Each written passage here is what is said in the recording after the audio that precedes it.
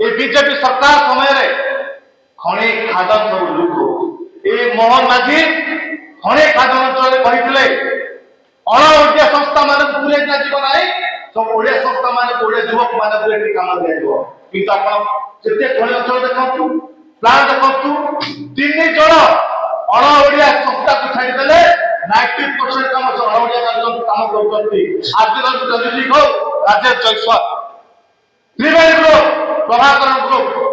ए सब 90% काम खणी अंचल रे ए माने करिवे किंतु आज बीजेपी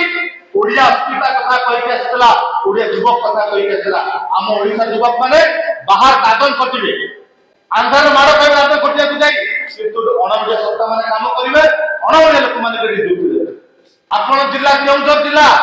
काहे कि दुई जण अणओडिया संस्था प्रभाकर राजेश जयस्वाल के संस्था काहे कि 90% काम करिवे काहे पड़े सत्ता काम करिवे नै ताको सत्ता आपण संपर्क कोन ता खुलासा करो